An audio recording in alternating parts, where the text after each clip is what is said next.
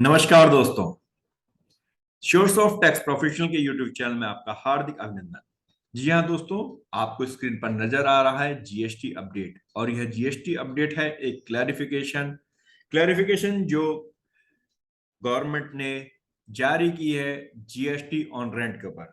दोस्तों, जैसा कि आप जानते हैं कि पिछले महीने सरकार ने रेंट के ऊपर जीएसटी लगा दिया, और काफी ज्यादा उसके कारण कंफ्यूजन होने लगा कि भैया किस केस में जीएसटी लगेगा और किस केस में जीएसटी नहीं लगेगा। क्या मैं अपने मकान को किराए पे उठाऊंगा तो मुझे उस पर जीएसटी देना होगा या नहीं, यदि देना होगा तो कब देना होगा। तो इस कंफ्यूजन को दूर करने के लिए सरकार ने एक सर्कुलर जारी किया, क्लैरिफिकेशन जारी की, जिसमें उन्होंने बताया कि किस केस में जीएसटी लगेगा और किस केस में जीएसटी नहीं लगेगा। तो यहां पर मैं 3 पॉइंट आपके साथ शेयर करने जा रहा हूं। दोस्तों, इसको आप समझिएगा जरूर, जो लिखा है उसके अलावा भी इसमें मैं आपको बहुत कुछ चीजें बताने जा रहा हूं। दोस्तों, आगे बढ़ने से पहले आपसे रिक्वेस्ट, यदि अभी तक आपने हमारा चैनल सब्सक्राइब नहीं किया तो उसे तुरंत सब्सक्राइब करें। और हाँ, यदि आप भी चाहते हैं इस प्रकार के अपडेट्स अपने मोबाइल पर, आप भी चाहते हैं इस प्रकार के अपडेट्स अपने क्लाइंट को शेयर करना, तो आप भी अपनी डिटेल्स के साथ, अपनी फर्म के नाम, अपनी कंपनी के नाम के साथ ये अपडेट्स शेयर कर सकते हैं सोशल मीडिया पर। उसके लिए आप हमें कॉन्टेक्ट कर सकते हैं।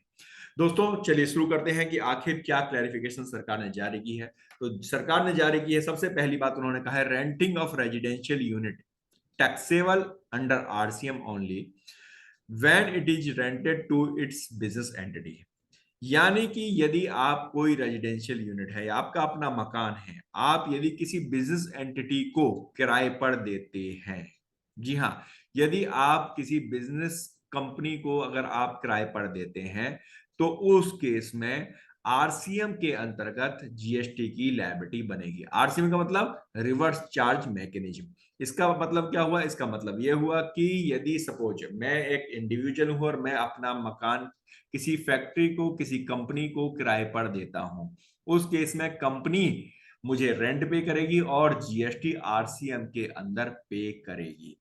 तो आपको क्लियर हो गया कि जी, अगर आप कंपनी को, किसी बिजनेस एंटिटी को अगर मकान किराए पर देंगे तो उस केस में आपको कोई जीएसटी नहीं देना है। जीएसटी किसको देना है? जो आपका टेनेंट है, यानी कि जो कंपनी है। दूसरी इन्होंने क्लैरिफिकेशन दी है कि no GST when it is rented to private unregistered person for personal use. यानी कि यदि आपने